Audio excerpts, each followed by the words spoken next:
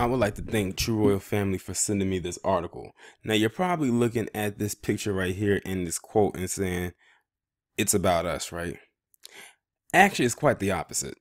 It's about the colonizer. Because according to this article that came from the Daily Kos, it says that the biggest danger to white people is white people. So that title alone got me intrigued. So I'm going to go ahead and read this article and see what they have to say, because we might be on the same page.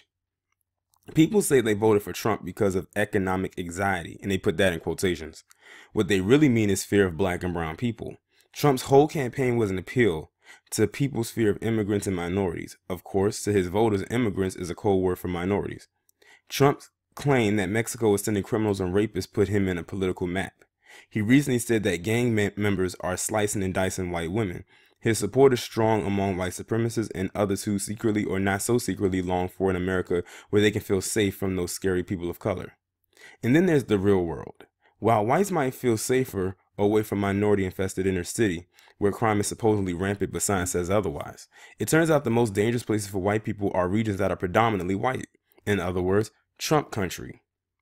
The whiter the county, the more dangerous. This is the result of a study by researcher Mike Males at the nonprofit Nonpartisan Center of Criminal and Juvenile Justice.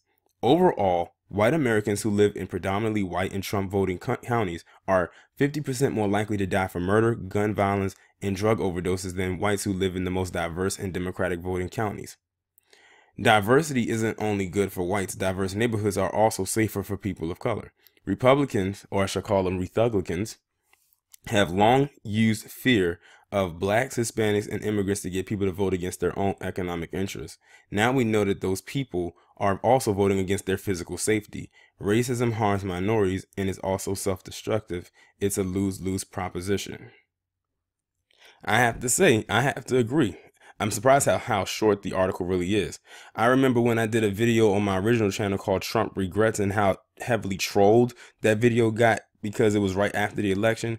Sometimes I wish I still had my old channel so I could go back and look at that video just to see what the comments said, because I'm sure people were still leaving comments right up until my channel got terminated like a year later.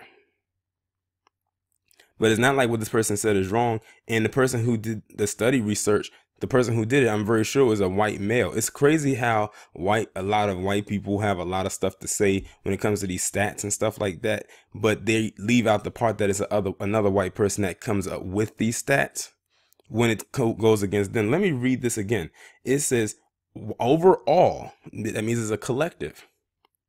White Americans who live in predominantly white and Trump voting counties are 50% more likely to die from murder, gun violence, and drug overdoses than whites who live in the most diverse Democratic voting counties.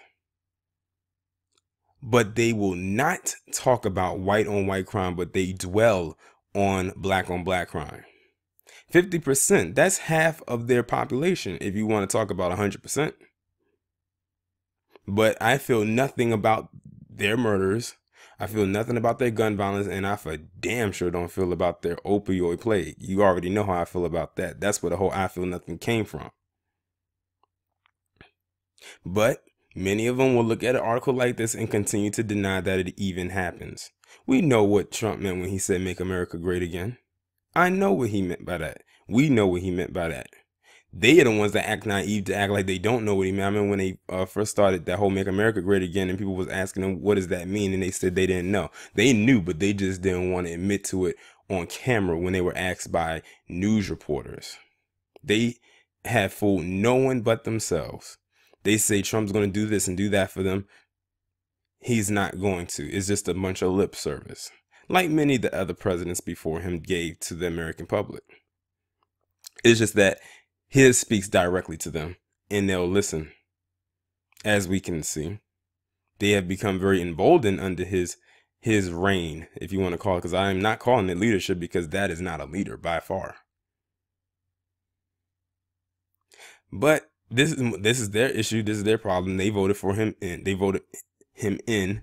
And let's not forget that well over 50% of white women voted for 45, and I'm very sure many of them claim to be feminists. Even after all those comments that he made. but they gotta appease their man. See, they got on Cole to get this man in the office, but I'm afraid that by him being in office, their Cole might have a little bit of a flaw in it. Actually, it has a huge flaw. But they figure, hey, it works for them, and not for anybody else. That's fine with them. They don't even care if they lose out at the end of the day, as long as they have a figurehead that speaks for them. But I'm gonna end it off right here. Y'all let me know what you think down in the comments. Like, share, subscribe. I'll talk to you in the next one.